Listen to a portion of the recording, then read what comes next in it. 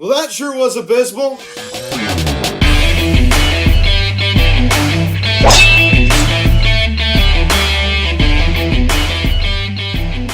Yo, what is going on, everybody? Welcome to the Phillies Sensitivity Cast here recapping tonight's second game of the doubleheader between the Philadelphia Phillies and the Miami Marlins as the Phillies lose 7-0 to the Marlins as they just get embarrassed in the second game of the doubleheader tonight. As we are joined by special guest Jack, first appearance since like August of last year, so it's been a while, Jack, and welcome back. Yeah, it's been a while, yeah. Yeah, absolutely. So, guys, before we get into this video, please subscribe if you have not yet. Please hit the notification bell. Please like this video, comment on this video, share this video, and let's get into this. So, I have a lot to talk about in this one. The Phillies split the doubleheader with the Marlins as they get shut out in 7 innings in the second game. Now, before we jump into the scoring summary, this was pretty abysmal game. I mean, you saw the offense was really carrying the Phillies here for a little while. I mean, the pitching, was pretty decent too. But neither showed up in this game for the Phillies, allowing 7 runs and getting shut out. What were your thoughts on this game, Jack? I mean, just one to just forget about. I mean, I'd usually be more upset about this kind of loss, but the offense has been playing very well, so it was almost time for them to come back down to earth. I feel like. So yeah. I mean, they'll get back at it tomorrow. They'll win next 2 games or 3 games they got. And it'll be good. Yeah, absolutely. I agree. I mean, they're not beating myself over it. We got to win today too, and especially still Mets are losing 3-1 as we speak. So I would love to see that.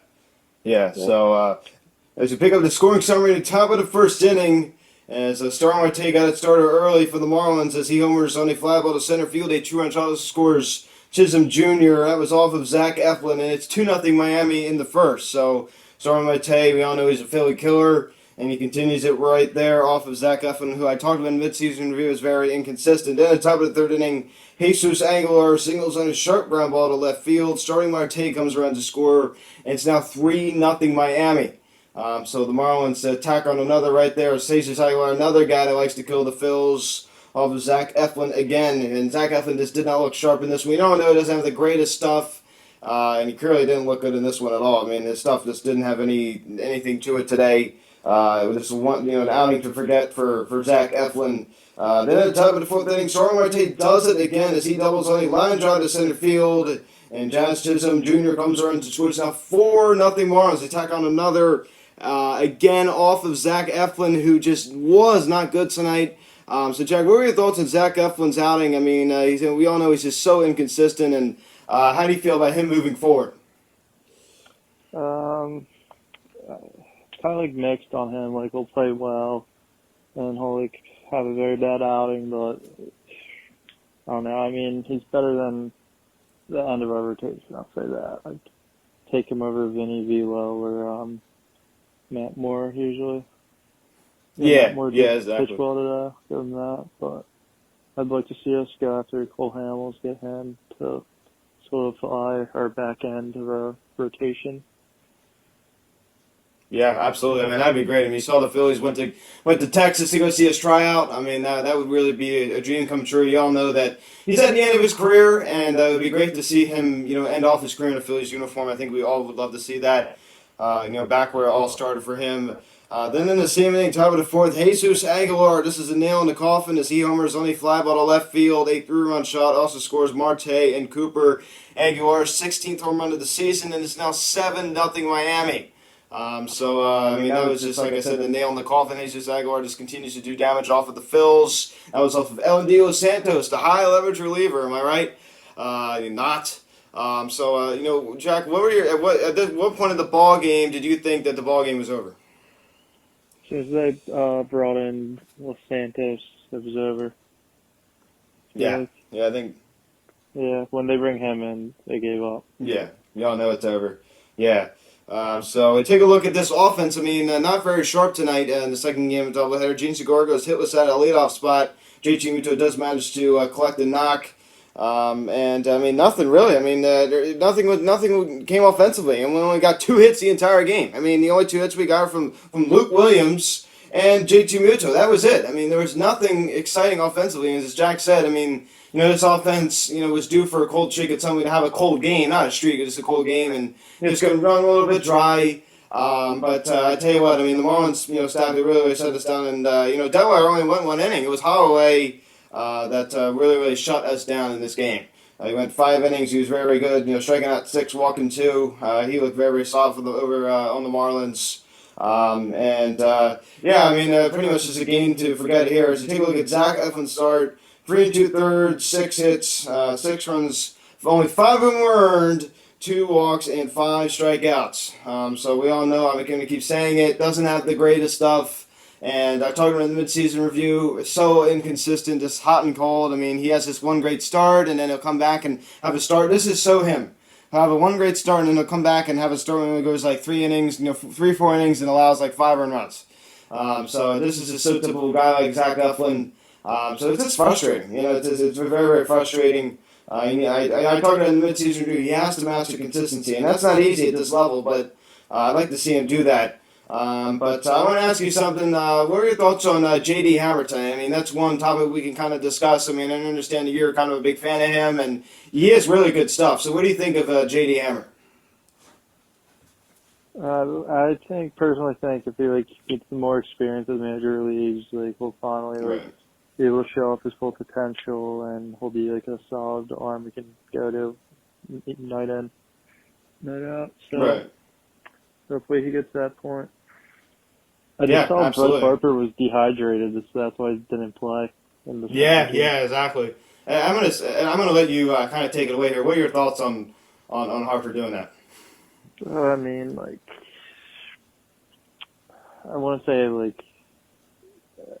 I can see why they held him out, but they were just on the All-Star break too. It was literally the first day back. Yeah, exactly. I feel probably should. I feel like he should have played. I agree with you. Yeah, and I feel like if you're getting paid that kind of money, I think that you should be able to. There's no problem for you to go out there and play 2 7-inning games. And there's no reason you can't just go back down to the clubhouse and get an IV. Yeah, exactly. I remember the game we went to in 2019 against the Padres. Remember that he got removed because of dehydration.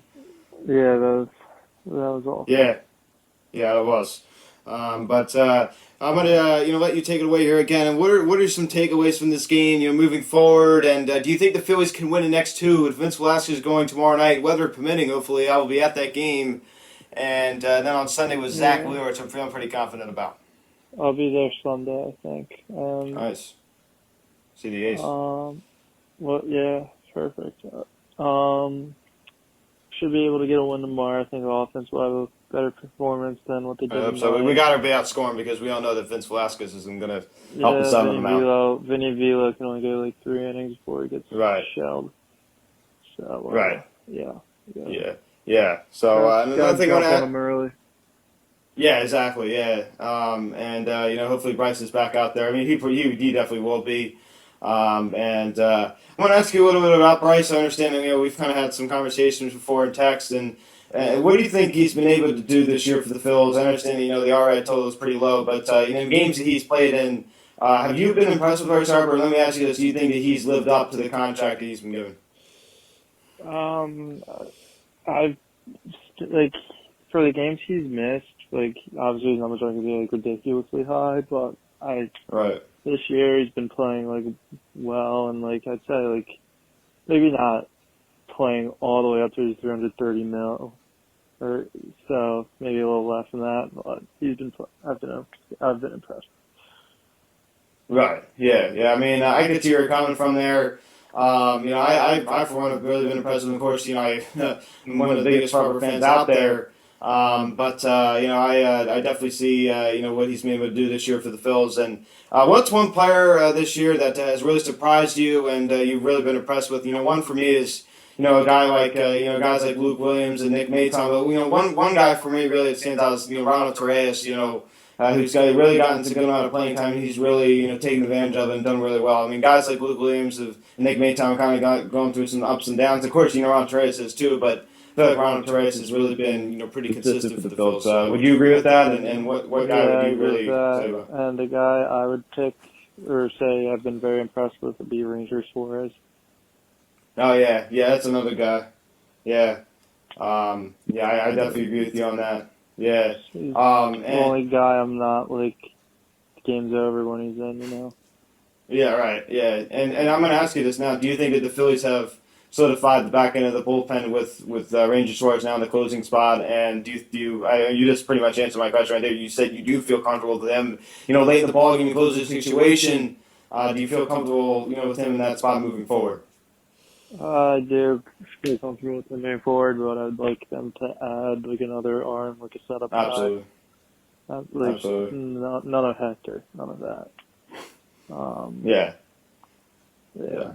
You can't just have one good bullpen arm because there would be some people who can't throw. Right. And say they do make the playoffs, which I believe they will. You think they will? I think they got a good shot. Yeah, they do. I mean, I agree. I mean, the Mets, if we could overtake the Mets, of course, that's the only way we're going to make the playoffs is, winning the division. Yeah. So. Yeah. So, definitely a good shot. Just got to win the divisional games. Exactly. Yeah. We should win. Mm-hmm. Like these games right now. Yep. These we should win tomorrow and Sunday. That'd be awesome. That would be great. And another thing I want to ask you about is the Phillies draft. One of my commenters on here was, asking me if I was going to, talk a little bit about that. So I want to talk a little bit about it right now. So the draft is now over, but one guy that the Phillies also drafted with the 49th overall pick was Ethan Wilson.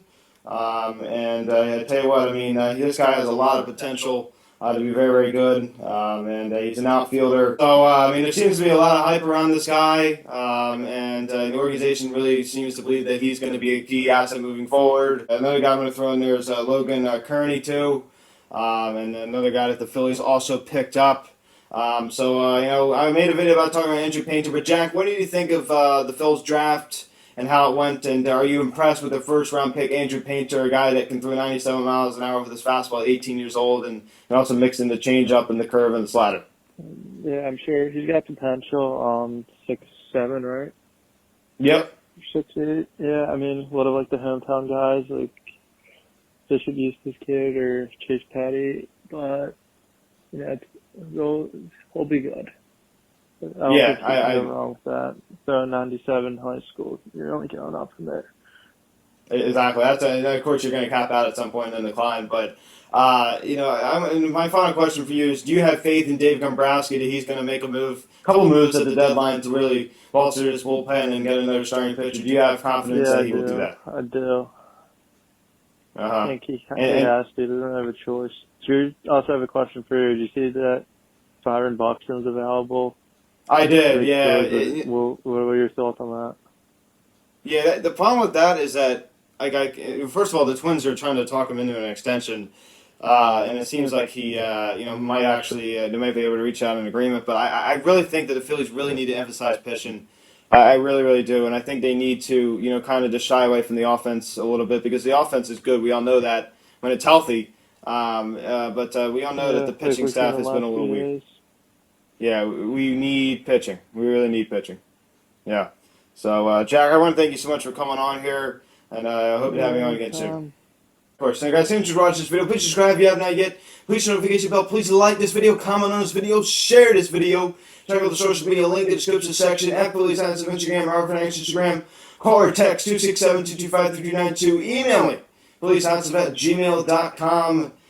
So I'll be at the game tomorrow night, weather permitting. It's not looking too good, but 6:05 the first pitch. Thompson 2-2 with a 2.25 ERA going against Vince Velasquez. Oh boy, 3-4 with a 5.35 ERA. So let's go Phils. So Jack, I'm gonna say it again. Thank you so much for coming on. I really appreciate it. Yep, anytime. Of course. So guys, thanks for watching. I'm Luke, and I'll talk to you later. Let's go Phils. I'll see you guys.